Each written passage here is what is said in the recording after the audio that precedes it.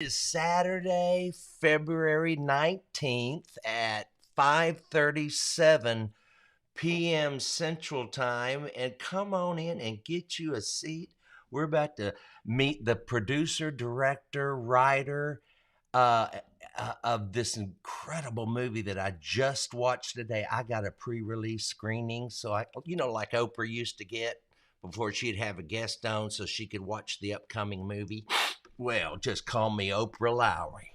No, I'm so glad you're coming in here. Let's start singing my opening song. How about that? But you're going to meet Pulled from Darkness director in just a minute. Come on in. Come on in.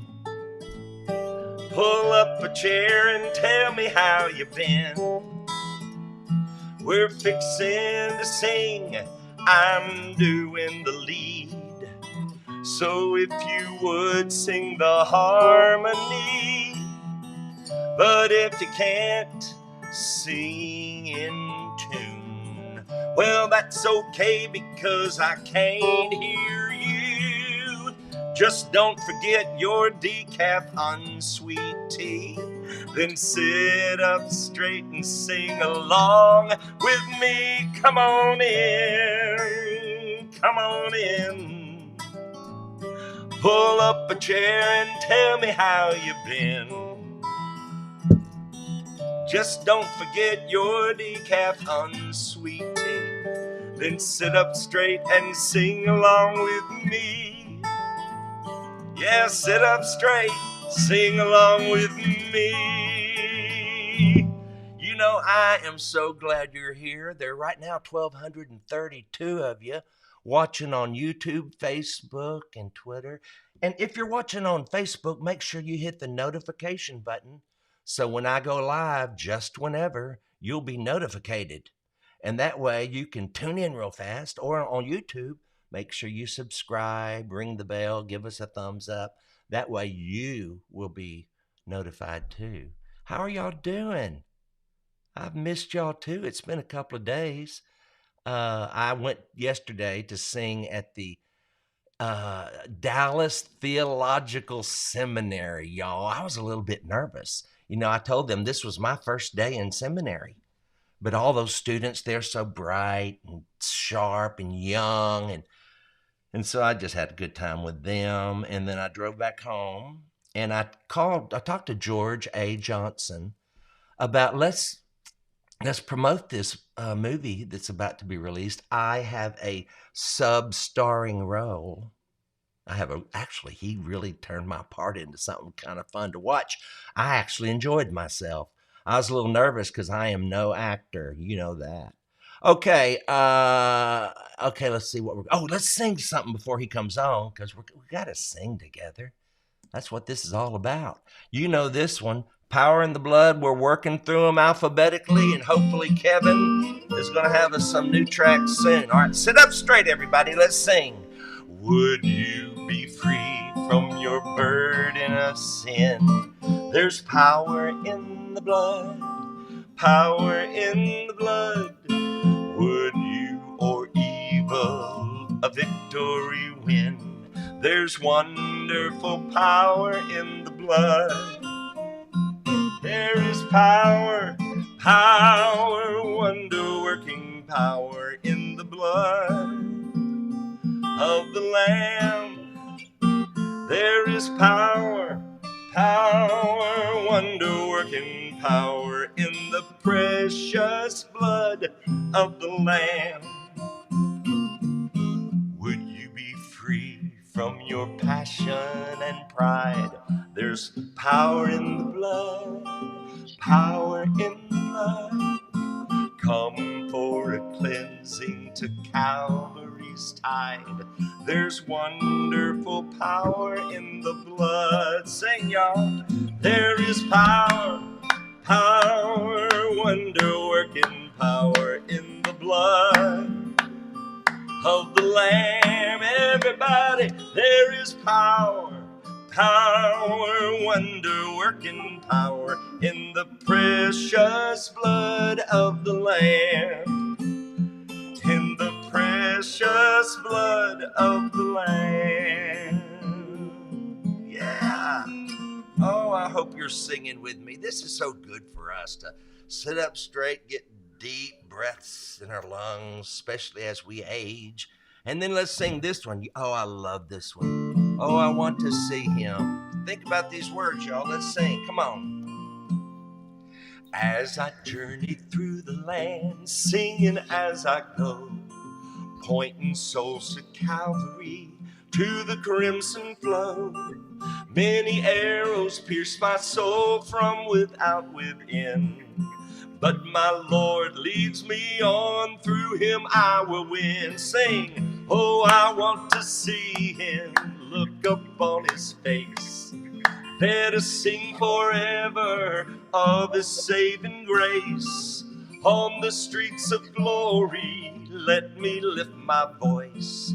Cares all past, home at last, ever to rejoice. When in service for my Lord, dark may be the night, but I'll cling more close to him, he will give me light. Satan's snares may vex my soul, turn my thoughts aside, but my Lord goes ahead, leads whate'er betide. Sing, oh, I want to see him, look upon his face, there to sing forever of his saving grace.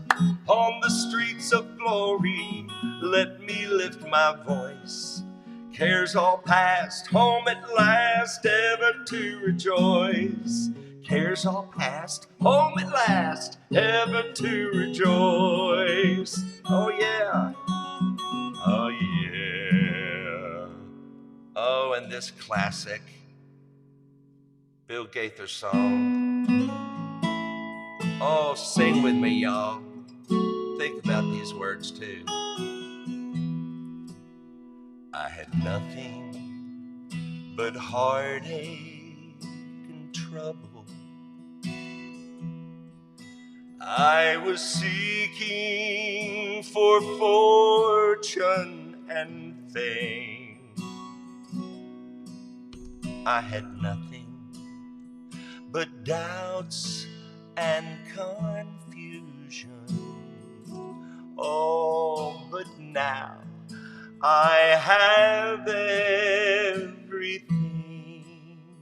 Sing, y'all. I have everything I need to make me happy.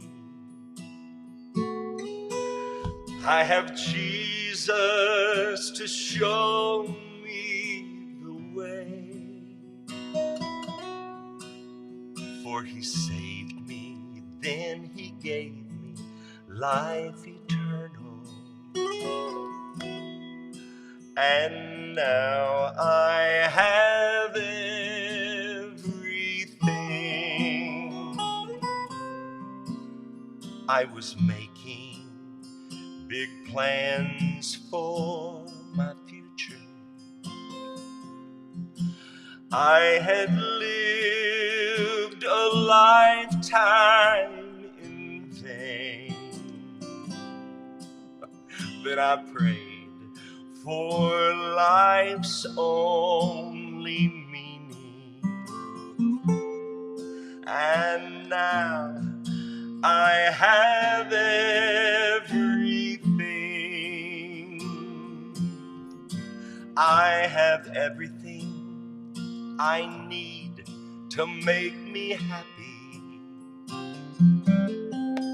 I have Jesus to show me the way, for he saved me and he gave me life eternal. And now I have everything. And now I have everything.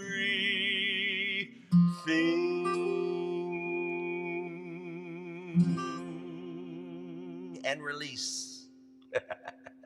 Oh, doesn't that make you feel good to sing those words? I love singing that song. This is one we sang. Let me get a swig of water. Oh, I'm about out of water. It didn't decaf iced tea today, which it sometimes is. Today it's just plain old water. But I love crunchy ice. Hey, did y'all know that tomorrow night at 7 p.m., which is Sunday, February 20th, at 7 p.m., no ticket needed, I'm going to be at the Chapelwood United Methodist Church at 1140 Green Bay Street in Houston, Texas. So if you're anywhere near there, come on out. Starts at 7. Tiffany Coburn will be there from Voctive. You know that fabulous, beautiful, incredible voice. She'll be there. Cameron Cody and all that the whole choir, the Methodist choir is going to be there. So it's going to be a good time. All right, now this is one we used to sing at the end of every service.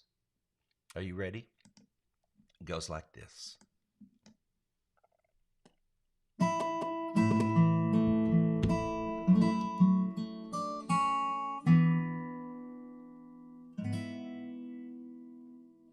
Here we go. Just as I am, without one plea, but that thy blood was shed for me, and that thou bidst me come to thee, O Lamb of God. I come,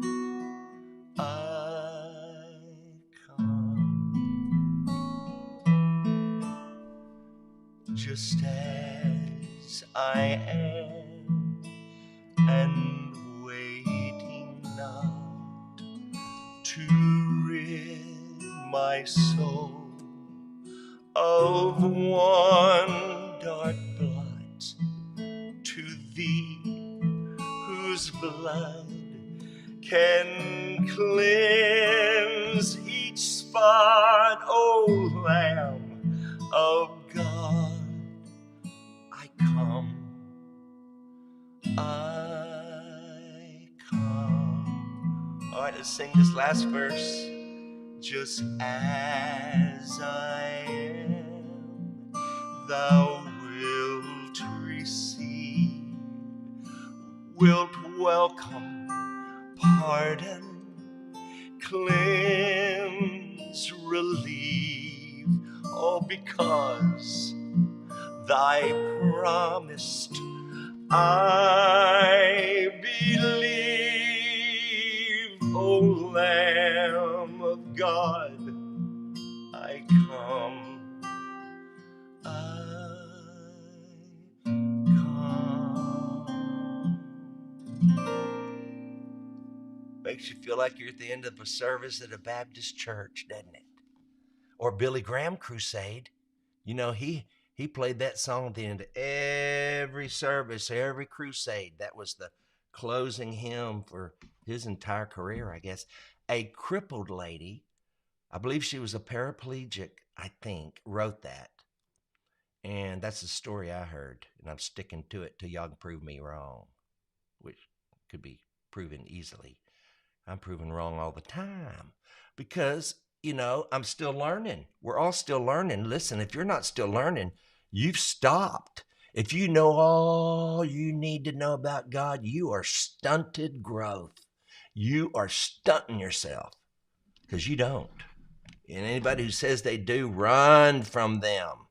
When they start talking to you and speaking to you like they have some authority over you, go read Galatians and then tell them they don't. That the Father is your authority and you get your message straight from him. You don't need any mediator but Jesus. So that was free. I just came into my mind and I said it. Okay, y'all, I'm excited. I was asked, I don't know how long ago now, a year or so ago, to be in a movie. Well, I'd always kind of wanted to.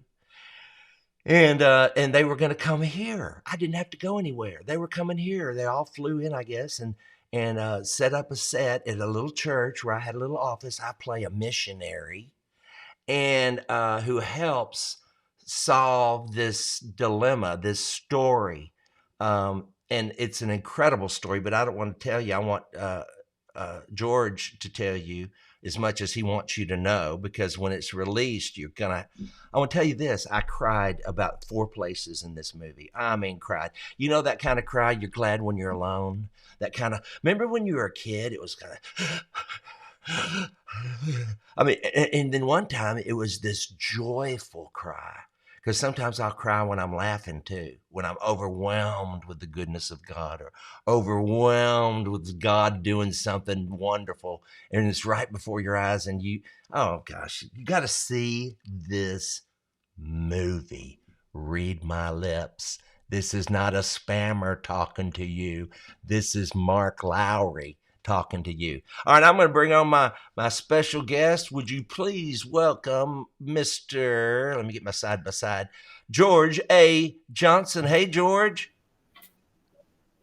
Hey, Mark, how there are you are. you? Oh, there's a delay.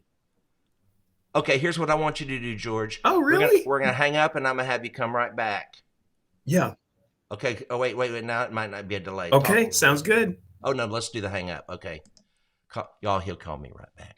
I send a text, and then they click that text, and it's all beyond me, but it works. And sometimes their mouth gets off if we leave. Here he is. I heard the little signal.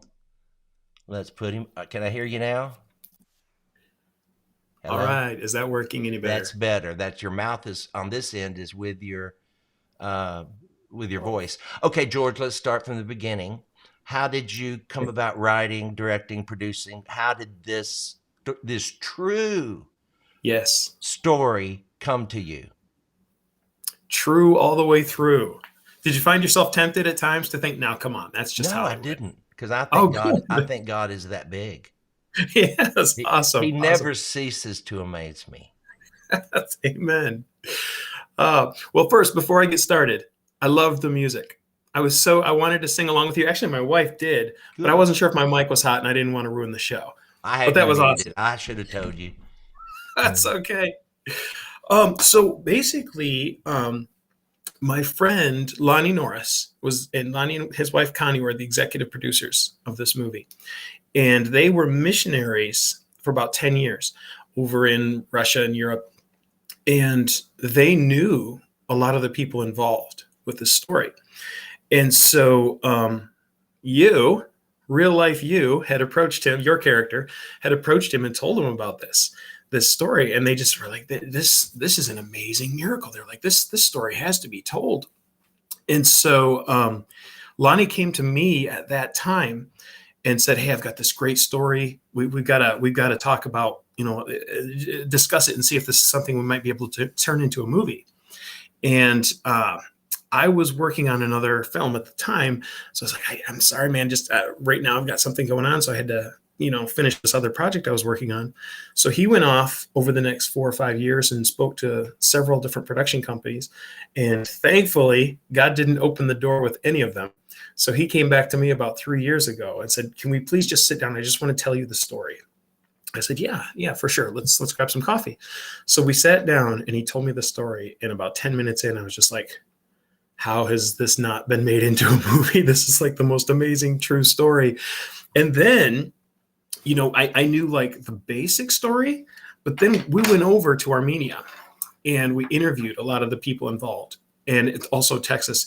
And we learned so much more. I wish I could tell you things, but some of the things that we learned, I was just like, this is like, people are going to think we made this up. This just isn't even possible in the natural. And so we're like, definitely, we got right to work on it, and it's been, man, 2.5 years. I think 2.5 years now since we first started. We went and we gathered information from everybody, put the story together. Did a few revisions. Now, the nature of the story is a little intense. It's a little heavy, It's and so I very got that heavy. first Well, drift done. give them the gist of it so they know why Yeah, it's heavy. it is the true story of a woman, a mom of 3 young children, who was sold. She was abducted from her home in the middle of the night and sold into trafficking In when what her husband Armenia? Was it in Armenia? Ukraine. Ukraine. Yes, they were in Ukraine, and her husband lost her in a night of gambling. And so she was in this prison for 3 years, and it was so dark. We couldn't do that in the movie because you got to be able to see what's going on. But in real life, it was so dark that she had all these other women in this cell, and to this day, she doesn't know what any of them look like. She doesn't. She has no facial idea of what anybody looks like. She just knows them by their voice. And she, at this point, up until this point in her life, they'd never been had a home. They were homeless. They just sort of drifted from family to family. Whoever would let them stay with them until they became so overwhelmed with her husband's shenanigans that they'd get kicked out. So they just drifted from home to home. She didn't know God. She didn't know who God was. And so in this time in the cell, the only light she ever saw was when the door would open and they needed her services. And so she had kind of developed this idea that darkness was good, darkness was safe, and the light was bad, and the light was scary. And then after 3 years in this prison, she became really ill, and they realized they couldn't use her anymore. And so they literally threw her out of a car and just left her for dead in an alley. And she woke up from a coma in this hospital in Amsterdam, which is where she had been this whole time. And she was befriended by this Christian nurse who God just I put love it in her that heart to character. take her under her. Yes, yes. She just said she'd seen enough. And she's like, I am going to take care of this person. I'm going to put the love that I wish all these women could have into this person. I'm going to invest in her. And she found out she had kids. And so she's like, I will help you. We're going to find those kids. And they had no idea at that point where they were. They could be anywhere in the world. They tried calling back to the house where she had stayed. Nobody was there anymore. And so it was just this miraculous search for these three missing kids. And God just used ordinary people. And she's still alive? She is. Praise God. Yes. Yes. And she was very sick also in the movie and not supposed to make it very long, which made things a lot more difficult. Wow. I But mean, every time they turn around, there's another roadblock. God has to jump them over, you know? yes. But he does Yes. every stinking time. Well, I don't know how much can say, but I love how the way the Lord worked in their lives. I love how the children knew Jesus before Yeah. mom did even. I don't know what I can say and not, but y'all, I promise you, when this movie comes out, now there's gonna be a premiere. Tell them there's still some tickets left for the premiere. Tell them about that.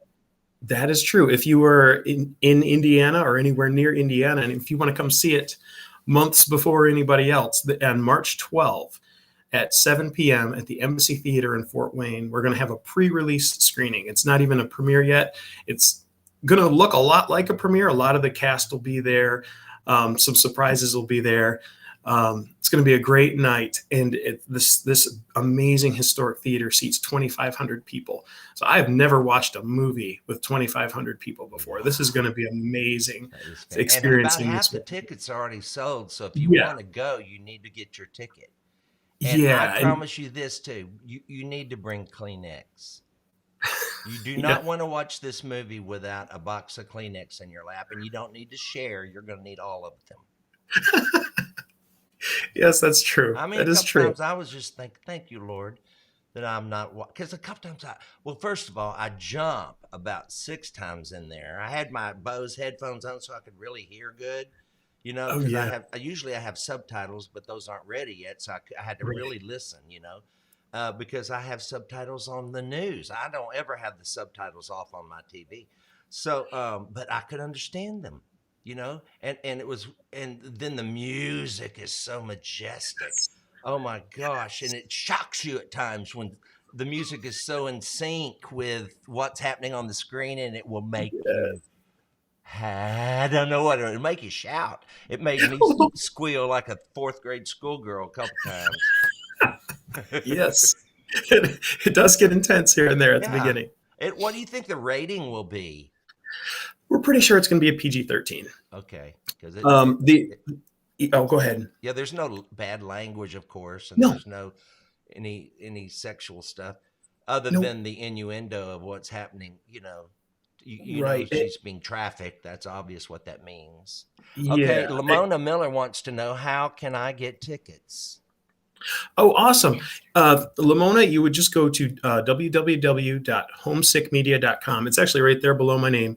If you go on there, there are links. You can watch the trailer and get some tickets. If you're near Fort Wayne and or if you can get here, a lot of people are traveling from all over the country to see this, but we'd love to see you. If you want to come on out, if you're near Fort Wayne or in Fort Wayne, I actually recommend going to the Embassy box office. You can save a lot on the Ticketmaster fees. Ticketmaster fees are kind of rough. So if you can get to the box office, do it that way. But otherwise, it's worth it. It's going to be a great night. Yes, Retta Lackey, the name of the movie is Pulled from Darkness.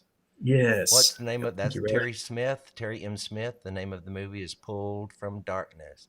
When is it coming to the DC, Maryland area? Ellen Dunbar wants to know. And that is a good question. When will it be released nationally so everybody can go see it?